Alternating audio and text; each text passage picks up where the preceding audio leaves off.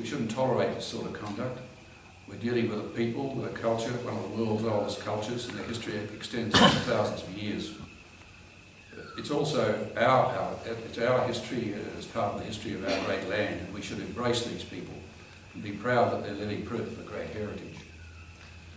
In the paper that I delivered at the university, which I've reproduced in shorter form here, I'd set out a number of dot points that I think, as to what I think should happen. I'll just briefly run through them. I think the first thing is that the government should withdraw the flawed legislation purporting to restore the Racial Discrimination Act and reintroduce it in a proper and unqualified form. It should bring all aspects of the Northern Territory Convention to an end. It should cease forcing Aboriginal traditional owners into executing unconscionable leases, and it should, with their consent, cancel existing ones that they forced on them in this way. It should provide proper housing and education services, and it should do so without tying them to land tenure.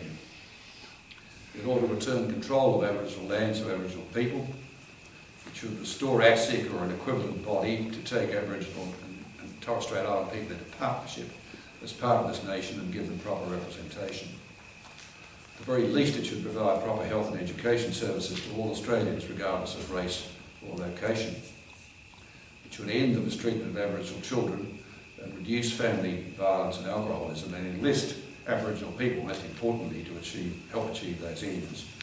And it should, as I've said, amend the Constitution in a meaningful way and introduce human rights legislation to protect the rights of all Australians, including Aboriginal and Torres Strait Island people. Now, how can we achieve these results? It's all very well for me to say this, but it's really a big ask. It's a lengthy shopping list. I think all we can do is what we're doing tonight. We can inform ourselves and others of the real situation in the Northern Territory. We must be prepared to tell our elected representatives that behaviour will no longer be tolerated, and we can do that by email, text, letter or telephone to the Prime Minister's office and the offices of our local members.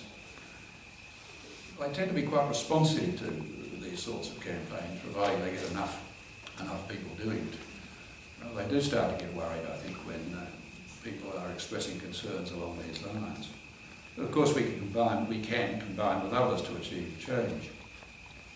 Last month, for example, I had the honour of attending a meeting in Sydney of a number of interested people, including Patrick Dodson and others, and a mixture of Aboriginal and white Australians present. And it was aimed at creating a dialogue and an alliance to change the attitudes of Australia towards Indigenous people. What we're hoping to do is to draw together even people who are indifferent to or opposed to doing something in this regard, because we believe that by setting up a dialogue and discussing it, there may be some chance that we can together change opinion. And there are, of course, organisations like Reconciliation Australia that deserve our support. And there are groups like Concerned Australians, Stop the Intervention Now, others like you, who are doing great work to bring these abuses to public attention. And above all, we mustn't sit passively and let our fellow Australians continue to be treated as they have been since white settlement.